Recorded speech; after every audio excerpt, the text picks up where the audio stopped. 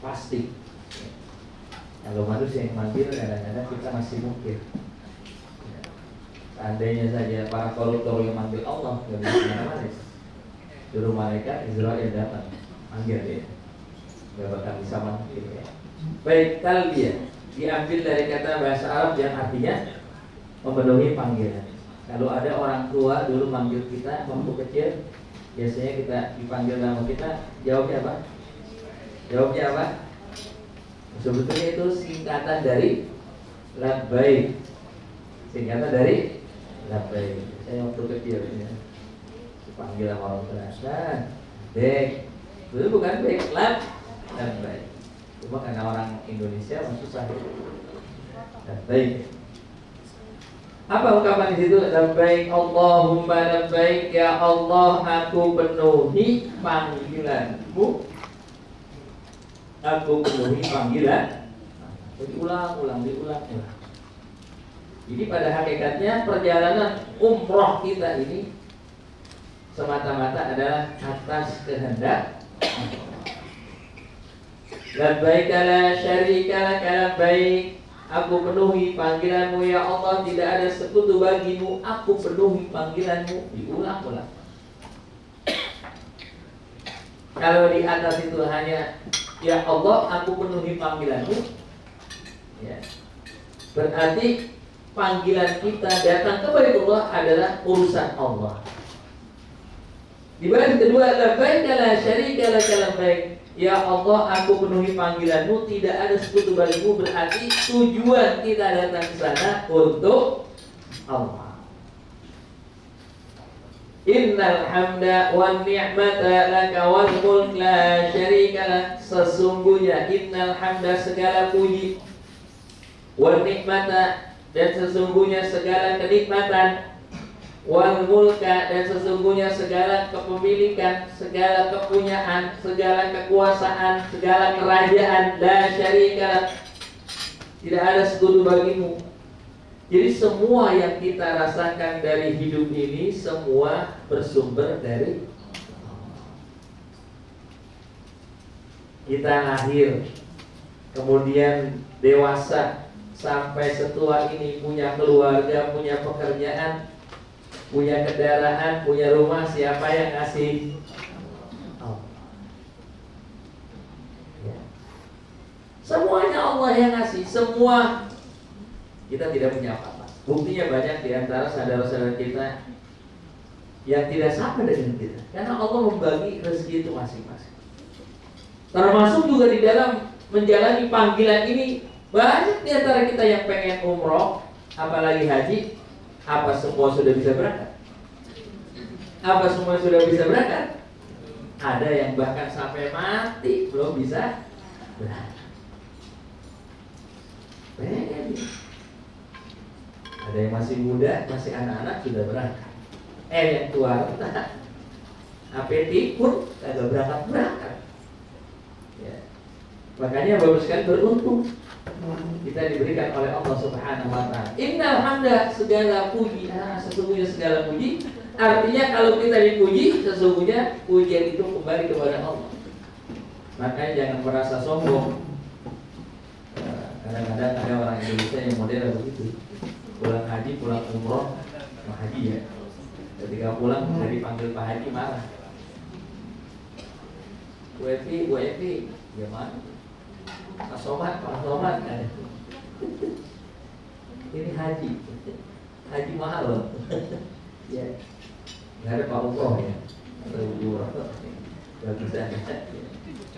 Innal hamda wa ni'mata, kenikmatan yang semua kita rasakan, fasilitas hidup kita, semuanya punya hak, wal mulka, kepemilikan kita. Ya tak pernah merasa.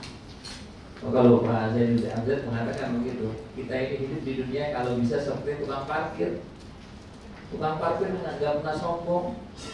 Tiap hari mobilnya berganti, datang yang pergi, udah selesai, udah habis, udah alhamdulillah dia pasti.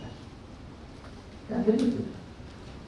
Mobil mewah, mobil biasa, nggak sombong. Ya, tiap hari ratusan mobil berganti tiap hari mobil. Nggak pernah sombong karena dia merasa semuanya titipan. Tapi berapa orang yang punya pola pikir begitu? Ya, jangankan bapak-bapak, ya, para kiai aja kalau udah Pak Kiai saya minta mobil yang pasti lah. Kenapa? Dia merasa punya miliknya.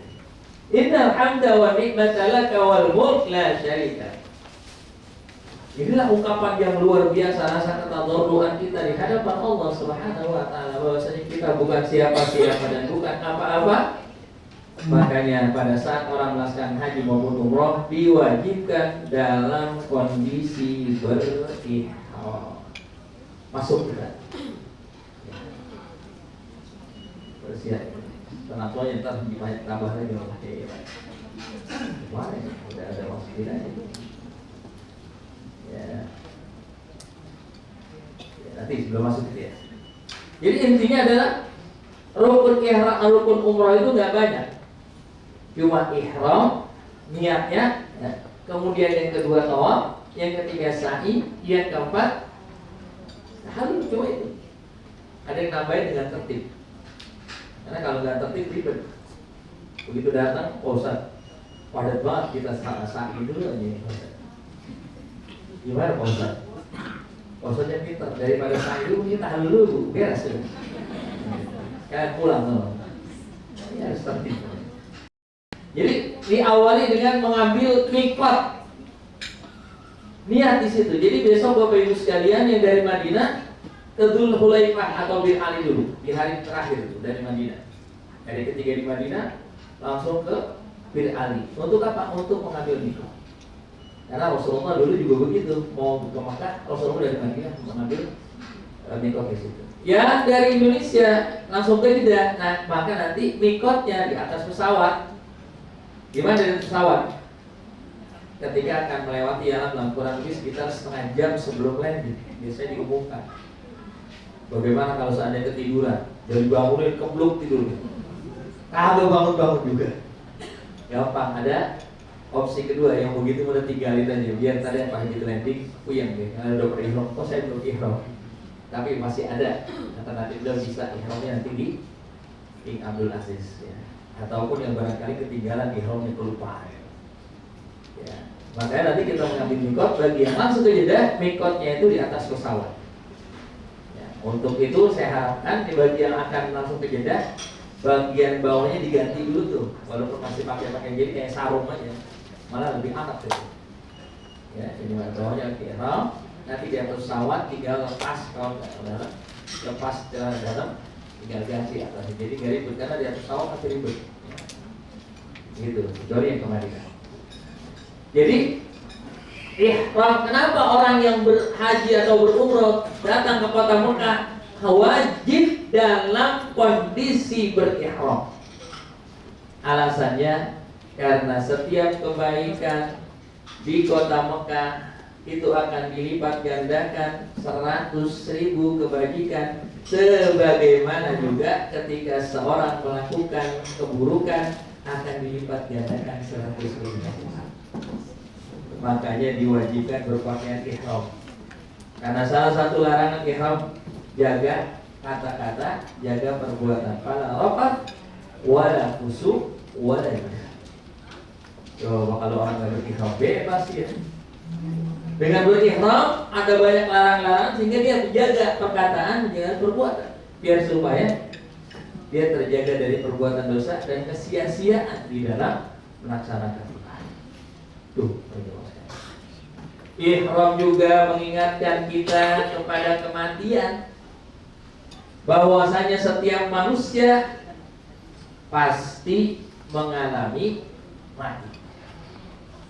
Raja-raja mati, terus nggak nggak gitu, nggak apa.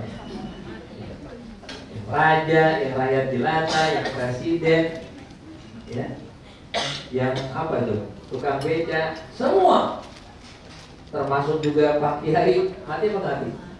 Mati, tapi jadi doain mati ya. Kalau Pak Kiai harus didoain panjang umur. Ya.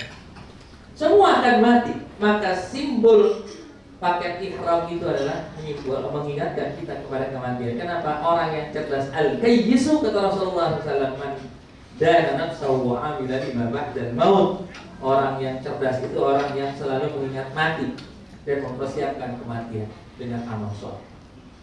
Itu orang cerdas. Maka ketika orang berangkat umrah dituntut untuk menjadi cerdas. Unik ya, cara Allah mendidik kepada hamba-Nya, mengingatkan kita kepada titik nol bahwasanya nanti kita bakal kembali.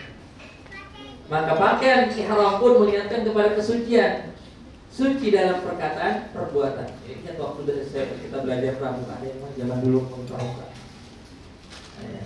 Suci dalam perkataan, perbuatan, dan tingkah harus dan pikir. Makanya orang-orang yang dalam kondisi berihram gak boleh ngomong sembarangan. Boleh di tanah suci Mekah mau berbanding itu. Apa yang dikatakan nanti ya jangan-jangan terjadi. Makanya banyak-banyaklah berhusnuzon. Mudah. Jangan ngomongin jangan-jangan tak begini. Jangan terjadi. Tapi biasakan dengan kata-kata yang positif. Mudah-mudahan tidak ada apa-apa. Mudah-mudahan semua lancar. Mudah-mudahan semua ibadah. Jadi doa. Kalau jangan-jangan berarti udah suudzon kepada Allah. Jangan-jangan nanti begini. Kita mau jadi tamu Allah, pastinya Allah sudah persiapkan. Pastinya Allah akan sambut kita. Tapi dengan satu catatan, orang-orang yang dikenal Allah. Siapa orang-orang yang dikenal Allah? Orang-orang yang selalu datang ke rumah Allah sebelum yang rajin ke masjid. Jangan-jangan ada di antara bapak-bapak yang tiap hari senangnya pakai mukena pink karena sholatnya di rumah tuh. Bahkan kurang diingat, kurang dikenang sama Allah gitu. Tapi kalau yang rajin, insya Allah di sana akan rajin. Tapi jangan putus asa. Ya. Makanya mulai malam hari ini perbanyak salat, taubat, mohon ampun kepada Allah Subhanahu Wa Taala khususnya di seperti jemaah. Jadi begitu Bapak sekalian. Jadi pakaian ihram ini sebagai rukun pertama, niatnya itu menjadi simbol bahwasanya kita kembali kepada Allah. Kita mengikuti apa maunya Allah. Logikanya ngapain kok cuma motong apa nyabut bulu, ya, entah bulu rambut atau bulu yang ada di tubuh kita, bulu ketiak tidak tahu yang ada di lubang itu. Kenapa harus dihukum? Satu rambut satu mud, dua rambut, dua mud, tiga rambut, tiga mud, kalau empat jadi satu kambing. Mahal betul rambut. Ya itu cara Allah, biar supaya kita tidak fokus kepada hal-hal kita hanya fokus kepada Allah Subhanahu Wa Taala. Lihat bagaimana tentara ketika dia tugas di depan istana itu berjam-jam, ya ada apa aja dia diam aja, tidak berani gerak. Itu fokus kepada Allah. Alangkah indahnya kalau itu kita bisa praktikkan dalam perjalanan ibadah haji maupun umrah. Selanjutnya Bapak Ibu sekalian, setelah kita betul-betul mematuhi aturan-aturan di dalam kita berihram, artinya kita sudah tunduk betul dengan aturan Allah, maka kita akan memulai perjalanan umrah kita itu dengan bertawaf. Tawaf artinya mengelilingi Baitullah, memutari Ka'bah berapa kali? 7 kali. Kenapa 7 kali? Kenapa 7 kali? Pasti jawabannya emang udah dari mana? Ya, makanya kita mana sih hari ini? Angka 7 itu angka yang paling tinggi, paling top. Dulu belum ada angka 9 ya. Dulu angka yang tertinggi itu angka 7. Gak percaya? Ketika para ulama meletakkan notasi lagu atau notasi dalam itu kan yang membuat do re mi siapa? Orang Islam atau Muslim? Itu ulama. Karena pakai siapa ya? Nah, ulama yang meletakkan notasi pakai saya lupa.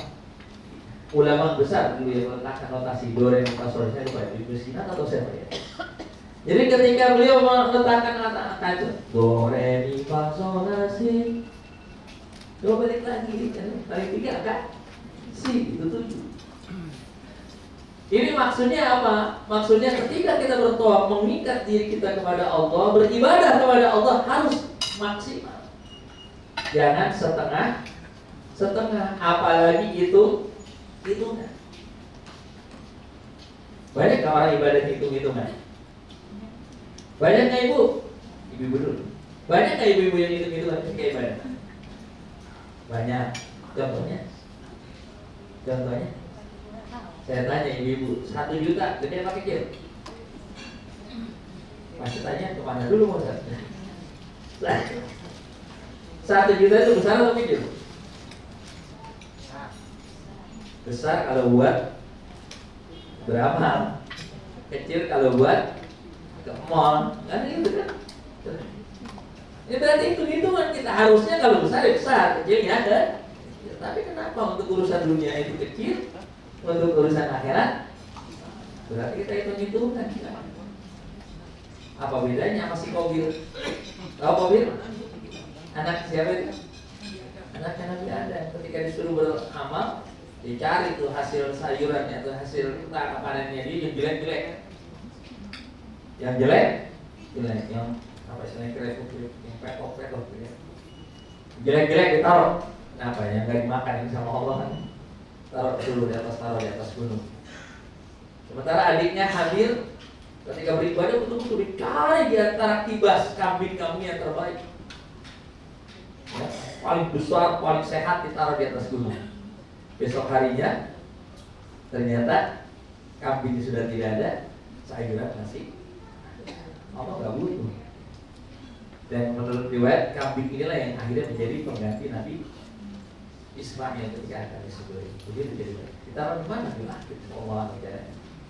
Berarti Bapak Ibu sekalian, kalau kita tidak hitung-hitungan kepada Allah, Allah tidak akan hitung-hitungan kepada kita. Sebaliknya, kalau kita hitung-hitungan kepada Allah, Allah akan maha menghitung. Wallahu sari'ul hisab. Allah hitungannya sangat tepat dan cepat. Nah, ini yang kita diajarkan ketika kita bertawaf, disuruh kembali kita memutar kehidupan kita. Makanya putarannya ngikutin jam apa berlawanan? Iya, karena tiap hari kan kerjaan kita ngikutin jam. Takut banget sama pimpinan, takut ketinggalan, takut dipotong gajinya begitu. Sampai-sampai kadang-kadang gara-gara ketakutan sama atasan, Allah ditinggalin. Allah menggampang tak bisa. Gitu kan banyak. Padahal kalau Allah kita dahulukan, yang lain jadi. Yang sederhana, kalau kita biasa membaca Al-Quran, maka waktu itu menjadi panjang. Coba, waktu-waktu kosong kita baca, kita gunakan untuk baca Quran. Maka waktu itu sangat manfaat. Kalau baca masih jam segini, tapi kalau digunakan untuk main-main, coba. Wah, aku udah 2 jam, udah 3 jam, nggak kerasa. Kenapa? Itulah membuktikan bahwasanya untuk urusan akhirat itu diberkahi oleh Allah Subhanahu wa taala. Saking lamanya waktu kadang-kadang sampai ngaji, ibu-ibu. Ngaji itu kira-kira enak apa enggak? Hah? Ngaji enak apa enggak? Enggak enak. Orang diganggu sama jin. Iya kan gitu. Hubbatul jannah bil makari, hubbatul nar bil syahwat. Yang namanya jalan menuju surga itu pasti enggak enak. Sama tadi ngeluarin duit walaupun cuma 50.000 berat.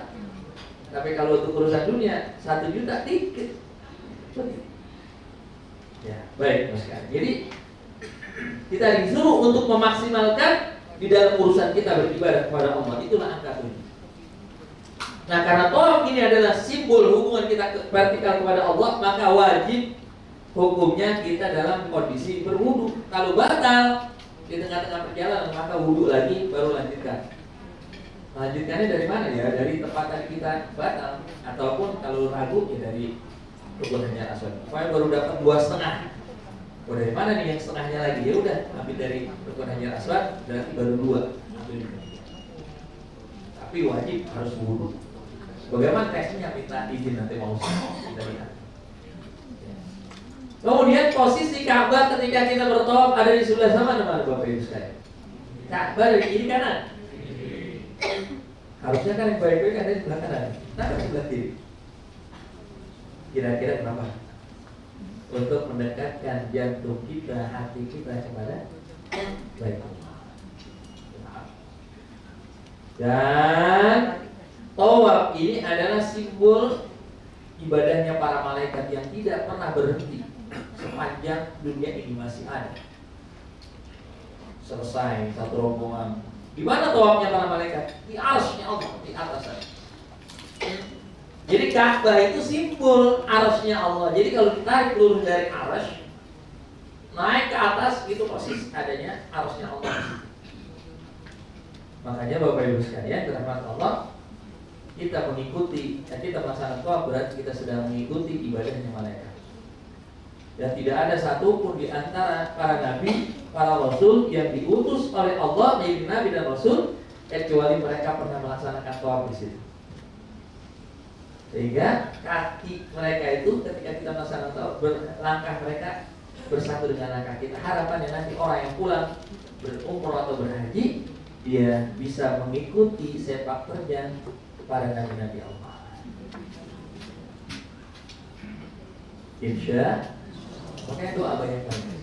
Dan tempat tawaf itu tempat mustajab. Sepanjang kita berputar itu adalah tempat kita memohon Allah. Makanya nanti kita dianjurkan memperbanyak baca doa. Sudah dapat buku doanya? Dibaca itu. Udah hafal semua?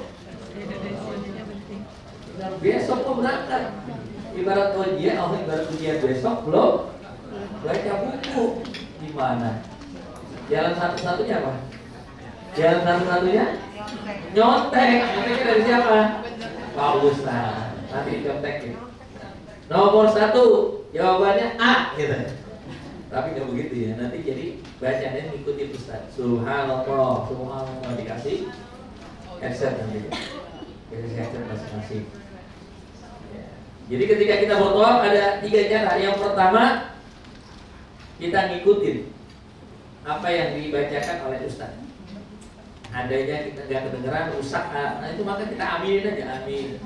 Yang kedua, yang ketiga matiin aja, kita baca sendiri, baca Quran, baca doa. Makanya dari sekarang udah konsep itu doa. Asal jangan ditulis, diangkat doang bukunya. Yang lain pada baca doa dia, pasti tanya ngapain Pak angkat doa? Ini ada banyak doa yang saya harus baca tapi nggak baca semua. Ya Allah, amin. Itu namanya orang males gitu. Ya. Baik, ketika kita tahu Bapak sekalian, perbanyak doa karena setiap doa yang kita baca akan dikabul oleh Allah Subhanahu wa taala, khususnya di tempat-tempat seperti Multazam, Rukun Yamani, kemudian juga di belakang Maqam Ibrahim. Itu tempat-tempat misalnya. Kita mengawali tawaf kita dengan beristilah karena tidak mungkin kita mencium. Kenapa? Kalau kita mencium sekarang sudah dilumuri oleh minyak wangi, maka terkena darah. Kalau dulu di zaman Rasulullah kan enggak. Yang kedua, kalau kita mendekat bisa berbahaya. Maka cukup dari itu. Bismillahirrahmanirrahim. Kita cukup. Bismillahirrahmanirrahim. Sebagai simbol kita nyium aja as-sulah.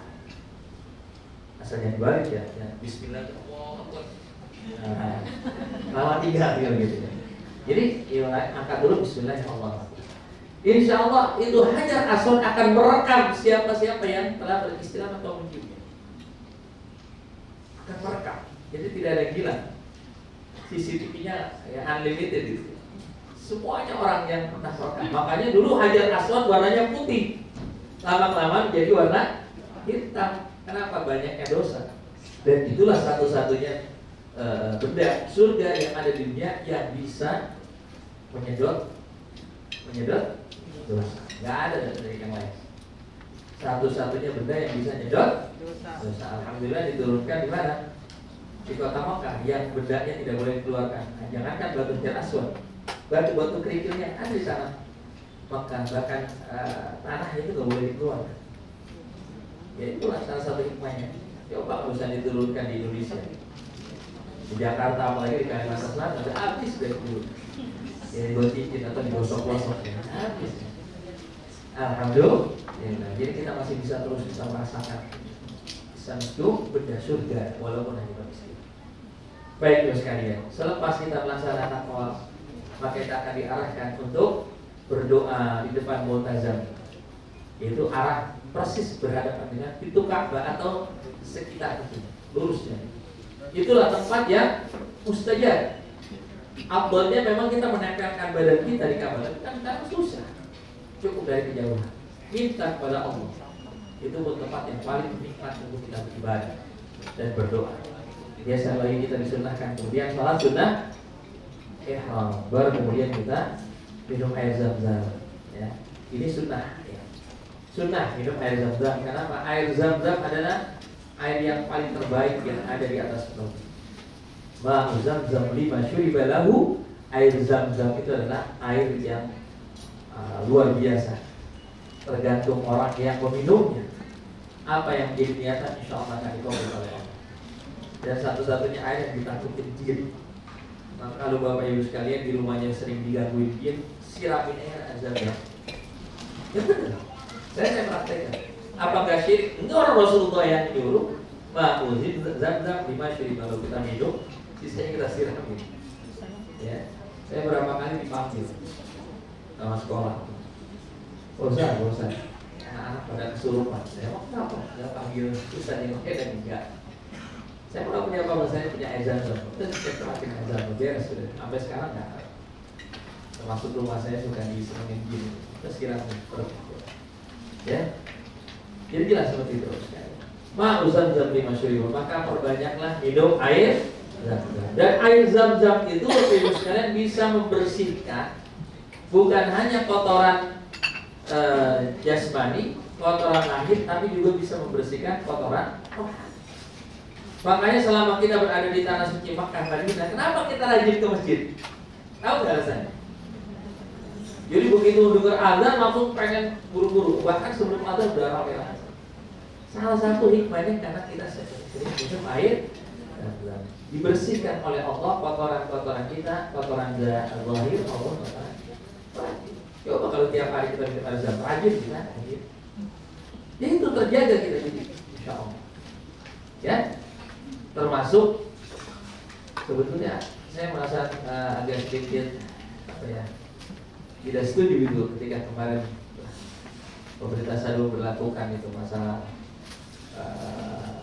atau kemarin pandemi itu ya. Karena di sana itu semua jadi obat, airnya obat, debunya obat, apa yang ditakuti. Kalaupun mati jadi syahid. Mana aneh ya. Jadi sudah ketahuan. Ya, makanya harus sekalian itulah simbol. Jadi umrah kita, pakaian kita simbol mengingat Allah, mengikat kita, menguatkan kita kepada Allah. Sementara sa'i yang merupakan rukun ketiga adalah simbol hablum minan nas. Ya. Kalau tawaf tadi simbol hablum minal secara vertikal. Kalau sa'i adalah simbol hubungan antara sama kita horizontal. Makanya tidak wajib dalam kondisi berwudu, tapi berwudu lebih afdal. Pokoknya baru mulai buang angin nggak apa-apa terus lanjut, nggak ada alasan karena tidak dituntut kita dalam kondisi tersebut. Otomatis kalau orang-orang sudah kuat ikatannya kepada Allah, maka ketika dia berusaha, ketika dia bersa'i, beraktivitas dalam kesehariannya, maka dia selalu ingat kepada Allah. Makanya simbolnya sebelum kita melaksanakan sa'i dianjurkan kita menghadap Baitullah. Abda'u bima bada Allah bihi wa rasuluhu inna safa wal marwata min sya'airillah faman hajjal baita aw i'tamara fala junaha alayhi an yatawafa bihima wa man tatawwa khairan fa inna Allaha syakirun alim. Allahu akbar, Allahu akbar, Allahu akbar, Allahu akbar, walillahil hamd. Alhamdulillahi ala maulana, Allahu akbar ala ma hadana, walhamdulillahi ala maulana, la ilaha illallah. Kita baca. Ini menyimpulkan bahwasanya sebelum kita melakukan aktivitas ngomong dulu pada Allah.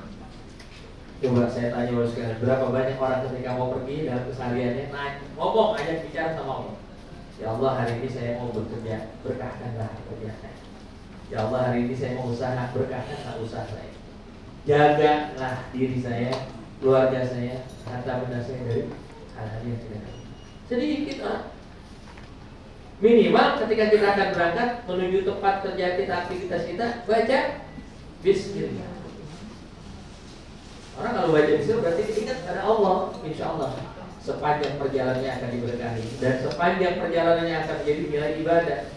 Kan begitu, makanya begitu. Jadi kita diajarin kalau mau melaksanakan sa'i hadap dulu pada Allah.